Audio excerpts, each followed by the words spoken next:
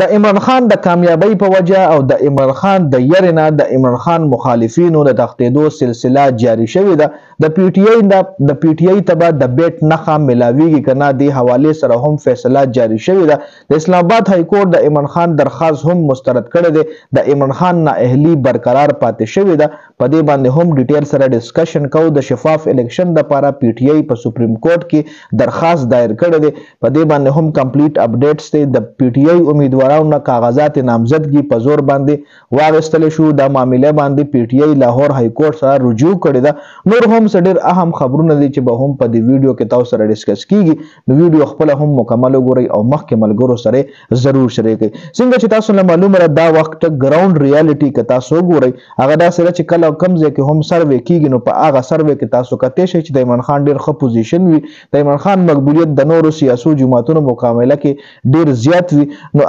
اغوی په ځای مطلب عمران خان چې څومره هم مخالفین دي نو په دې وجه باندې یریږي د عمران خان مقابله نشي کولی نو د هغه په دې پوره دا کوشش کوي چې پی ټی آی بیخي د مقابلې نه او باسيجي چې پی ټی آی په مقابله کې نه وي نو اله به دا خلک الیکشن ګټي کې شری پی ټی آی په مقابله کې وي په الیکشن کې وي نو بیا دغه خلک الیکشن نشي ګټلې تاسو به ډیر داسې خبرونه هم اوریدلي وي چې پی ټی آی امیدوارانو په زور باندې کاغذات نامزدګي اغستل کیږي او غشتلول کیږي جی ځکه چې کاغذات نامزدګي جمع نشي نو بیا د پی ټی آی امیدوار الیکشن کې نشي راتلی یو کس که الیکشن لړاوي د پی ټی آی نه لړاوي د نون لیگ نه لړاوي نو خپل کاغذونه په الیکشن کمیشن کې جمع چې درخواستونه جمع نشي نو غي الیکشن نشي لړاولې نو اوس د پی ټی آی چې څومره هم امیدواران دي د غي نه کاغذات نامزدګي په زور اغشتل کیږي او شټول کیږي جی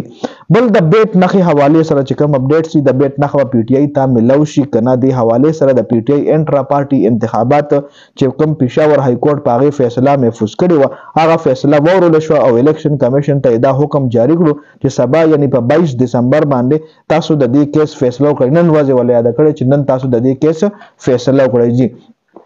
بل تو شاهانه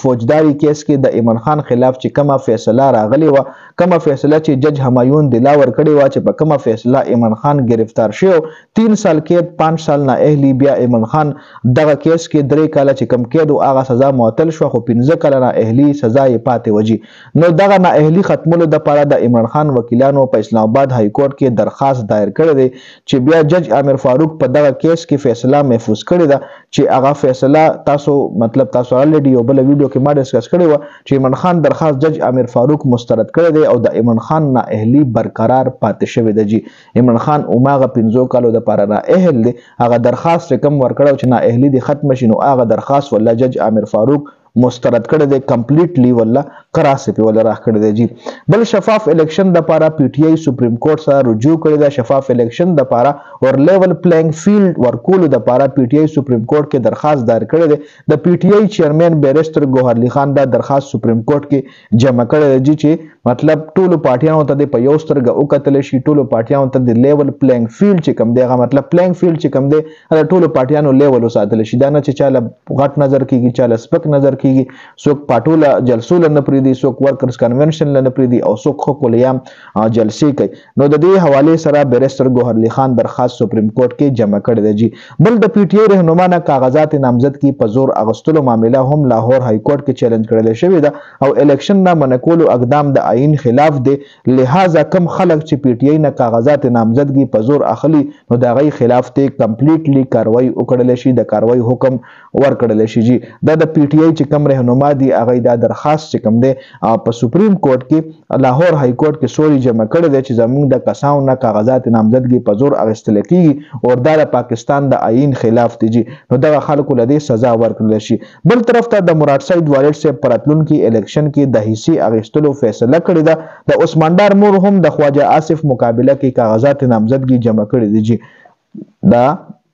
مراد سعید پلار چې کوم دی هغه د خپل زوی د مراد سعید په ځای الیکشن لړاولو فیصله کړې ده جی بل ګجراوالا کې د پی ټی آی 51 رهنما ناقابل ضمانت گرفتاری وارنټ هم جاری شوی دی سبل سابقه قومي اسمبلی سپیکر اسد کیسر د مردال جیل نه رها شو د ثوابي ډي سي د اسد کیسر خلاف 3 ایم پی او تحت کاروایی کړې و چې 3 ایم پی او تحت اسد کیسر گرفتار شوی و. نو پېښور های کورټ ډي سي له حکم کړی دی چې ته دغه وارنټ گرفتاری چې کوم دی دا واپس واخله. نو اسد کیسر چې کوم دی د مردان جیل نه رها شوی دی جی. نو په دې ویډیو کې دومره اپډیټ سو د ویډیو کتلو زیاته مننه جی. والسلام.